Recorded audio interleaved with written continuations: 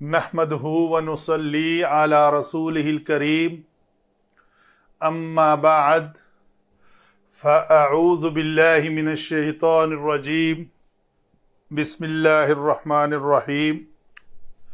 آج کا ٹاپک ہے ہمارا جی حروف علت کے قواعد میں سے اجوف معتل العین۔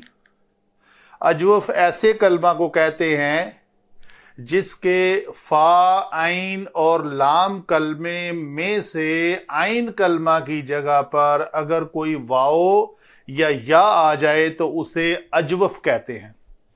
تو اگر واو آ جائے تو اسے اجوف واوی، اور اگر آ جائے تو اسے اجوف یائی۔ یہ تو ایک بات کلیئر ہوئی۔ تو آج کا جو اجوف کے قواعد کے مطابق ہم نے پہلے دو قاعدے ایکسپلین کر لیے، آج تیسرا قاعدہ ہے۔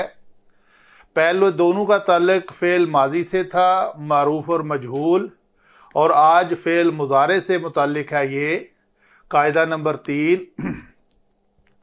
قاعدہ یہ ہے کہ جو واو اور یا عین کلمہ میں متحرک شرط، جو واو یا عین کلمہ میں متحرک، یہ کیا ہے جی؟ عین کلمہ قاولا یقولو، یہ عین کلمہ واو کے اوپر ضمہ ہے۔ بایع یبیع، یہ عین کلمہ کی جگہ پہ یا متحرک ہے، اور اس کا ماقبل حرف صحیح ساکن ہو۔ اس واو متحرک کا ماقبل کاف حرف صحیح ساکن ہے، اس یا متحرک کا ماقبل با حرف صحیح ساکن ہے، اس واو کا ماقبل حرف صحیح ساکن ہے۔ تو پھر کیا ہوگا جی؟ یہ کنڈیشن اگر دونوں پوری ہو جائیں تو پھر اس کی حرکت کو ماقبل کو دیں گے۔ تو ہم نے کیا کیا؟ اس واو کے اوپر جو ضمہ تھا، اس ضمہ کو ہٹا کے کاف کو دے دیا، وہ پیش ہو گئی۔ اس یا کے اوپر جو نیچے کسرہ تھی اس کو ہٹا کے ہم نے با کو دے دی۔ اس واو کے اوپر جو فتحہ تھی وہ ہم نے ہٹا کر خا کو دے دی۔ اگر وہ حرکت فتحہ ہو تو واو اور یا کو الف سے بدلیں گے۔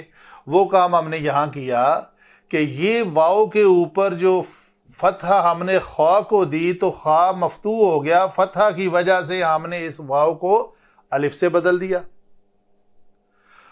اور اگر کسرہ ہو تو واو کو یا سے بدلیں گے۔ یہاں پہ یہ یبیعنا میں یا کے نیچے کسرہ تھی، ہم نے کسرہ ہٹا کر اس با کو دے دی، تو یہ یہاں اوپر اس با کو دے دی۔ تو دیکھا کہ با کے نیچے کسرہ ہے تو مکسور حرف کی ڈیمانڈ ہے کہ اس کے بعد یا ہو، تو یا تھی، ہم نے نہیں چھیڑا۔ اگر یہ واو ہوتی تو ہم اس کو یا میں بدل دیتے۔ ٹھیک ہے جی؟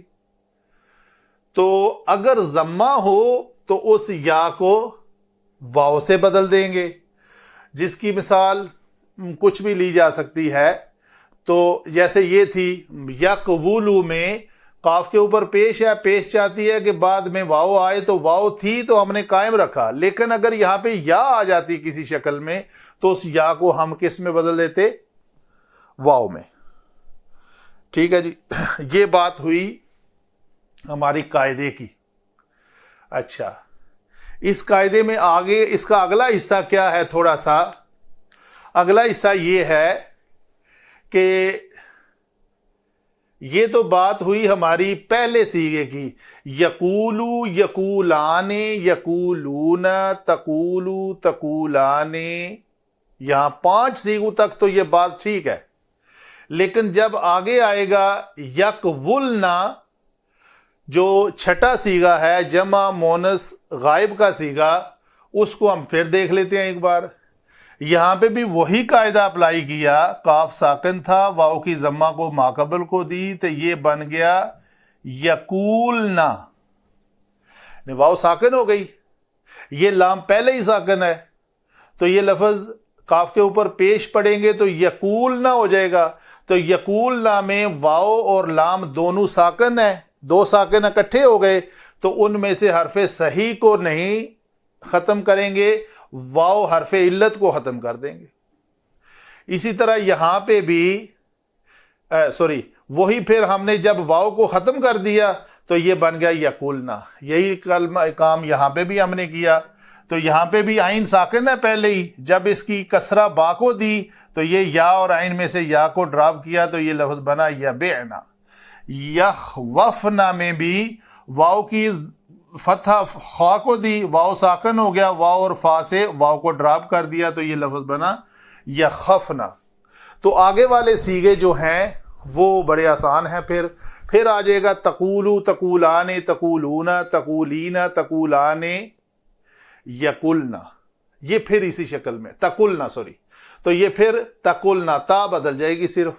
پھر اقولو, نقولو, یقولو, تقولو, اقولو, نقولو, اس طرح ہو جائے گا. تو وہ ان سیغوں میں آپ کو کوئی مشکل نہیں آئے گی. جن دو یہ ایک سیغہ باقی 11 کو ایکسپلین کرے گا, ٹوٹل 12 ہیں. تو یہ ایک سیغہ جو ہے یہ باقی دوسرے کو بھی ایکسپلین کرے گا, یہ ٹوٹل 2 ہیں. جمع مونس غائب کا سیغہ اور جمع مونس حاضر کا سیغہ. فعل مضارع میں ٹوٹل 2 سیغے ہیں, ان کے لیے یہ قانون اپلائی ہو جائیں گے, اور باقی جو 12 بچے ان میں سے یہ ہو جائے گا. تو وہ جو لفظ ہے تقولینا وہ بھی اسی طرح ہی آ جائے گا, بس اس میں بھی کوئی نئی پرابلم ہوگی.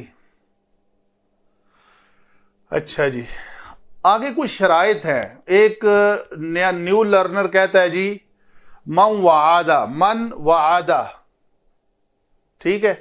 تو یہاں پہ وہ کہتا ہے جی واو متحرک ہے, ما قبل حرف ساکن ہے, تو اس واو کو ما قبل کو کیوں نہیں دی نون کے اوپر زبر کی, واو کی زبر جو ہے نون کو نہیں ٹرانسفر کی. تو یہ اس کا جواب یہ ہے کہ پہلے تو یہ ہے 2 حروف کے اندر, ٹھیک ہے جی. من علیحدہ کلمہ ہے, وعدہ علیحدہ کلمہ ہے.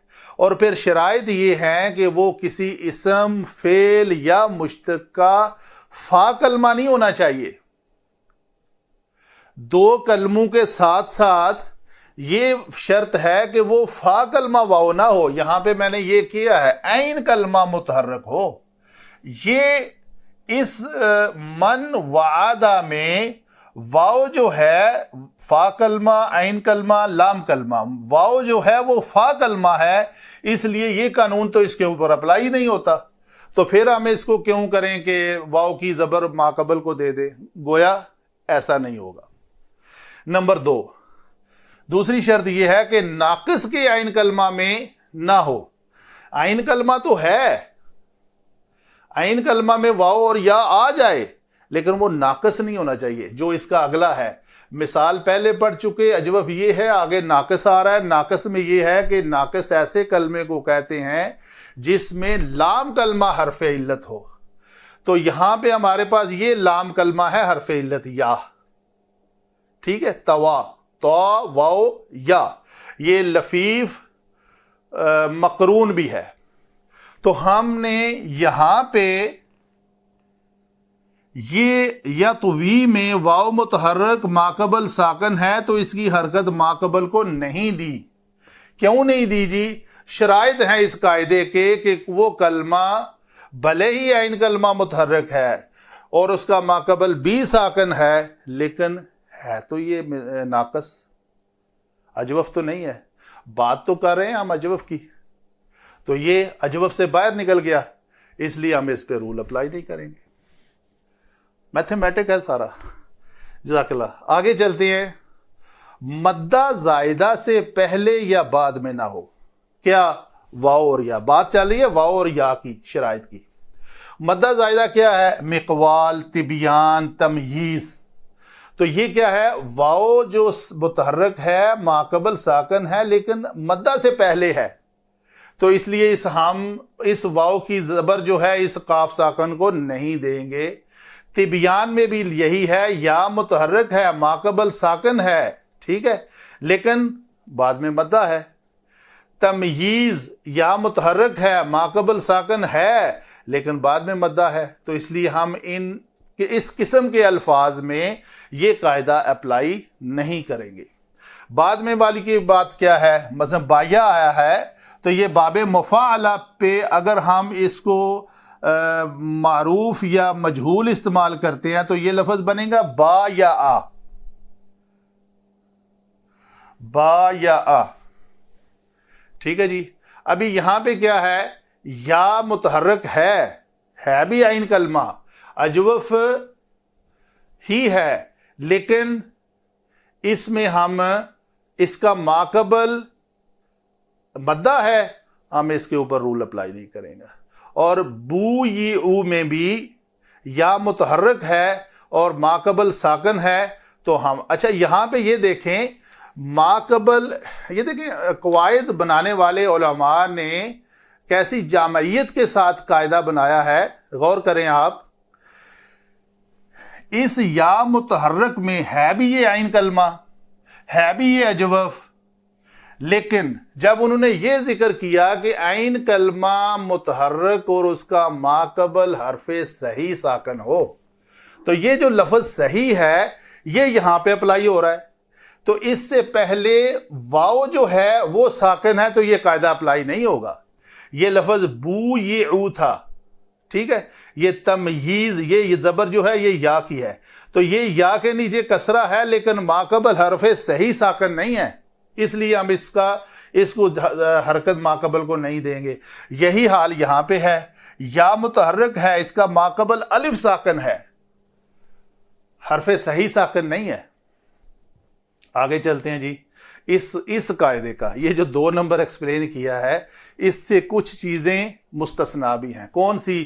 وہ ہے اسم مفعول۔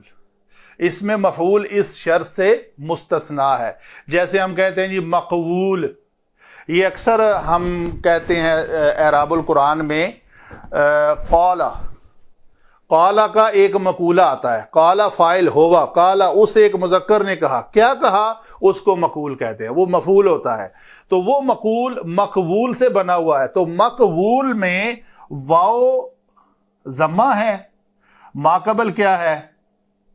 ساکن ہے، اور واو مضموم کے بعد ایک حرف علت ہے، جس طرح اس مقوال واو کے بعد الف مدہ ہے، یہ بھی مدہ زائدہ ہے، لیکن اس شکل میں ہم اس ضمہ کو ماقبل کو دے دیں گے، مقول ہو جائے گا، یہ مبیون مبیعن ہو جائے گا، لیکن کب؟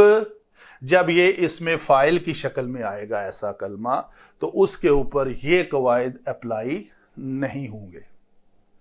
چوتھا نمبر لیتے ہیں اس میں تفضیل، اقوام، صفت مشدہ ابیدو، اور اسم جیسے اسودو سانپ کا ایک نام ہے کا عین کلمہ نہ ہو، تو واو جو ہے اگر اسود میں واو متحرک ہے باقبل صحیح ساکن ہے تو ہم اس کا نہیں کریں گے، اس کے اوپر اپلائی۔